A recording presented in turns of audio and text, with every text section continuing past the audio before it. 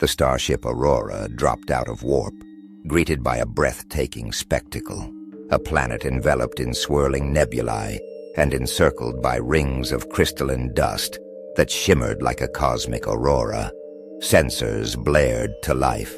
"Captain, we're detecting an immense energy field emanating from the planet's surface," reported Commander Hayes. "It's unlike anything in our database." Captain Miller leaned forward. On screen, the viewfinder zoomed in to reveal a lush, bioluminescent world pulsating with vibrant colors. "It's as if the entire planet is alive," whispered Dr. Lena Torres, the ship's botanist. "Request permission to lead an away team to investigate." Miller nodded cautiously. "Proceed, but maintain constant communication. Something about this feels orchestrated." Upon landing, the away team was met by the Elyrians, ethereal beings composed of intertwining vines and luminescent petals. Their voices resonated directly in the crew's minds. "Welcome to the Garden of Eternity. Step into our embrace and transcend the boundaries of your existence." The crew stood in awe as the landscape shifted around them.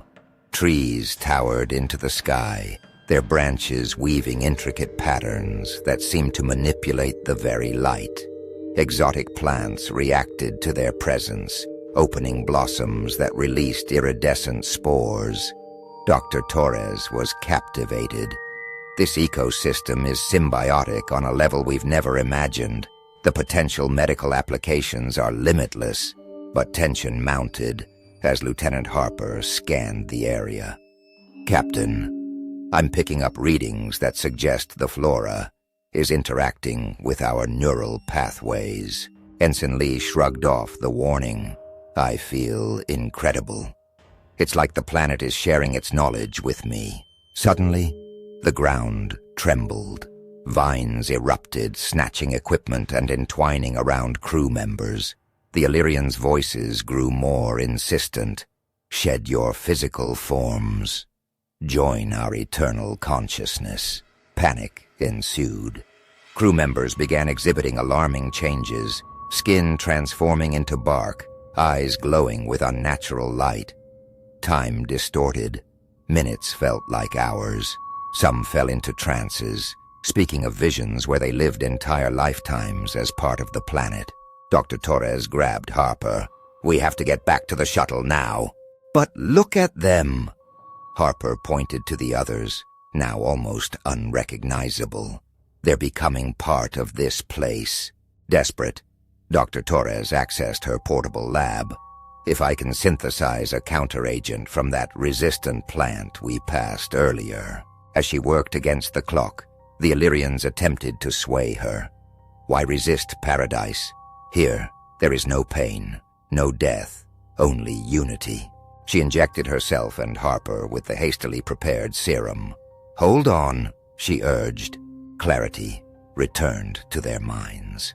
They moved swiftly, administering the serum to the remaining crew. "We need to transmit a warning to the Aurora," Harper said. But communication devices were jammed. Thinking quickly, Dr. Torres modified a beacon to emit a pulse using the planet's own energy field. This should get their attention. Above, Captain Miller received the distorted signal.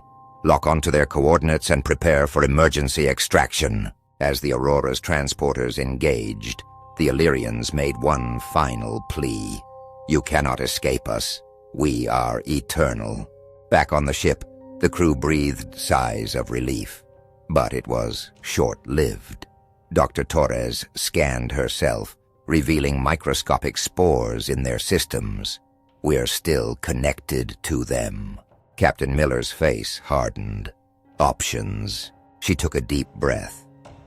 "We could isolate ourselves, but perhaps we can turn this into an advantage. Study the spores for medical breakthroughs without succumbing to their influence." Just then, the ship's lights flickered. The spores were interfacing with the Aurora's systems. The voice of the Elyrians echoed through the ship's intercom. "You carry the seed of eternity within you. embrace it.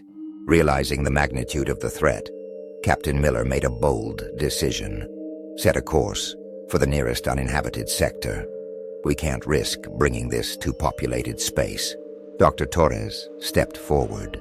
Wait, if I can create a digital interface, we might communicate directly with the Elyrians' consciousness, negotiate terms. You're gambling with our lives, Harper warned. We're already in danger, she retorted, but this could redefine our understanding of life itself. With no alternatives, the captain agreed. Dr. Torres connected the ship's AI to the spore network. The bridge was bathed in a surreal glow as the Elyrians appeared as holographic projections. Why do you resist perfection? They asked. Because individuality is our strength, Dr. Torres replied. But perhaps we can find harmony without assimilation. There was a pause, an exchange then. Knowledge for knowledge. We will retract our spores if you share your experiences with us. The crew watched as the invasive glow receded. Systems normalized. Dr. Torres smiled wearily. We've opened a dialogue. As the Aurora sailed away from the enigmatic planet, the crew reflected on their ordeal. They had touched the edges of a collective consciousness that spanned eons, facing the allure and terror of losing oneself to a greater whole. In her quarters, Dr. Torres reviewed the data. The potential cures and technologies were staggering. Yet, the haunting echo of the Elyrians lingered in her mind, a reminder of the fine line between communion and oblivion. Captain's log, Miller recorded. We set out seeking knowledge and found a mirror reflecting our deepest fears and desires. The universe is vast, and today we learned that some frontiers are not just out there, but within us. The Aurora disappeared into the star-streaked expanse, its crew forever changed, carrying with them the weight of newfound wisdom and the silent whisper of the Garden of Eternity.